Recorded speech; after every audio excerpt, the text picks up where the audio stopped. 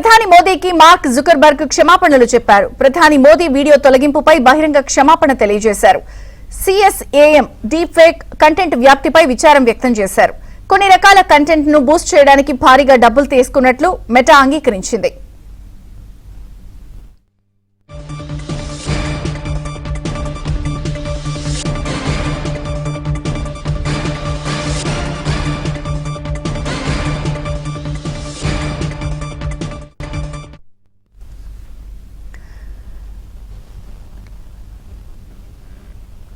ప్రధాని మోదీకి mark Zuckerberg క్షమాపణలు చెప్పారు. ప్రధాని మోదీ వీడియో తొలగింపుపై బహిరంగ క్షమాపణ తెలియజేశారు. సిఎస్ఏఎం డీప్ ఫేక్ కంటెంట్ వ్యాప్తిపై విచారం వ్యక్తం చేశారు. కొన్ని రకాల కంటెంట్ ను బూస్ట్ చేయడానికి కూడా భారీగా డబ్బులు తీసుకున్నట్లు మెటా అంగీకరించింది. ఇక పూర్తి updates Delhi bureau chief Krishna అందిస్తారు. కృష్ణ, చంద్రిక, సామాజిక మాధ్యమ వేదికల నిర్వహణలో దొరికినటువంటి తీవ్ర లోపాలు, అదేవిధంగా బాలల లైంగిక వేధింపుల మెటీరియల్ ఏదైతే సిఎస్ఏఎం ఉందో ఆ సిఎస్ఏఎం వ్యాప్తి, డీప్ ఫేక్ కంటెంట్ తో పాటు ప్రధాని మోదీ అధికారిక వీడియోను ఫేస్బుక్ నుంచి తొలగించిన ఘటన పైన మెటా సీఈఓ మార్క్ జుకర్బర్గ్ తీవ్ర విచారం వ్యక్తం చేస్తూ క్షమాపణలు తెలిపారు. అంతేకాకుండా సాంకేతిక లోపాలు, అల్గారిథమిక్ పొరపాట్ల వల్ల జరిగినటువంటి పరిణామాల మీద స్పందిస్తూ ప్లాట్ఫామ్ వేదికగా భద్రతను పెంచుతామని కూడా హామీ ఇచ్చారు. అయితే విజయచంద్రిక, భారత పార్లమెంటరీ ఐటీ స్థాయి సంఘం 3 రోజుల్లోగా బేషరతుగా క్షమాపణ చెప్పకపోతే ఐటీ సెక్షన్ 79(3) కింద ఇచ్చే సేఫ్ హార్బర్ ఏదైతే ఉందో ఆ సేఫ్ హార్బర్ రక్షణను రద్దు చేసి క్రిమినల్ విచారణ చేపడతామని తీవ్ర హెచ్చరిక జారీ చేసిన కొద్ది గంటల్లోనే ఈ పరిణామం చోటు చేసుకోవటం అనేది ప్రాధాన్యతను సంతరించుకుంది. అయితే పరీక్షల వివాదాలు, పేపర్ లీకేజీల పైన ప్రభుత్వం తీసుకుంటున్నటువంటి చర్యల గురించి ప్రధాని మోదీ మాట్లాడినటువంటి వీడియోను ఫేస్బుక్ సుమారు 5-6 గంటల పాటు నిలిపేసింది. దీన్ని పార్లమెంటరీ కమిటీ తీవ్రంగా పరిగణించి వ్యవస్థాగత వైఫల్యంగా, లేకపోతే ప్రధాని ప్రతిష్టను దెబ్బతీసే యత్నంగా అభివర్ణించింది. దీంతో ఇన్స్టాగ్రామ్, ఫేస్బుక్ లో సిఎస్ఏఎం ప్రకటనలు, డీప్ ఫేక్ ఇన్వెస్ట్మెంట్ స్కామ్లు, మహిళలను కించపరిచే కంటెంట్ ను నిరోధించడంలో మెటా ఘోరంగా విఫలమైందనే విమర్శలపై కూడా ఐటీ శాఖ ఎంపీలు నిలదీశారు.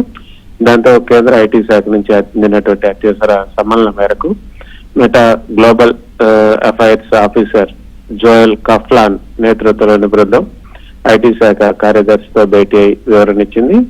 ప్రపంచంలోనే అత్యధిక వినియోగదారులు ఉన్నటువంటి భారత డిజిటల్ మార్కెట్ లో ఈ గ్లోబల్ టెక్ దిగ్గజాలు ఇష్టారాజ్యంగా ప్రవర్తించలేరు.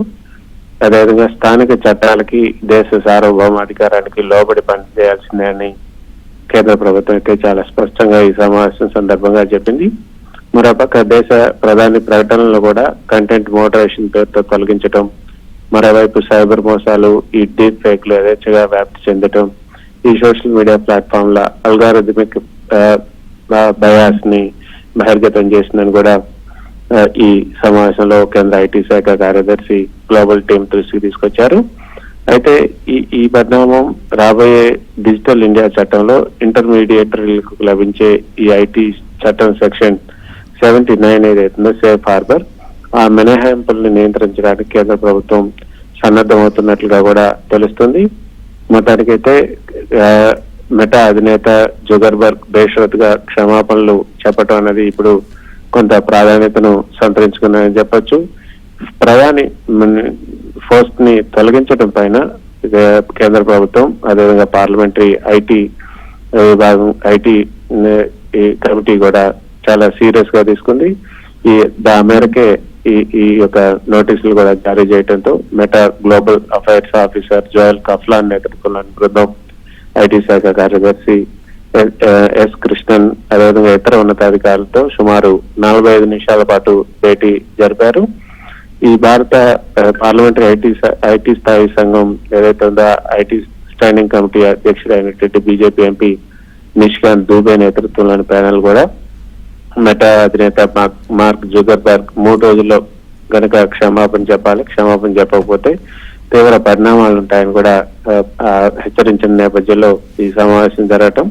మొత్తానికైతే మెటా దిగొచ్చిందని చెప్పొచ్చు. కేంద్ర ప్రభుత్వానికి ఇక కేంద్ర ప్రభుత్వానికి ఎటువంటి ఇబ్బంది లేకుండా ఇకపైన ఇటువంటి తప్పులు పునరావృతం కాకుండా చూసుకుంటామని కూడా జుకర్బర్గ్ కేంద్ర ప్రభుత్వానికి హామీ ఇచ్చినట్లుగా మనకు అంటున్నటువంటి సమాచారం. Chandrika. Okay Krishna, thank you.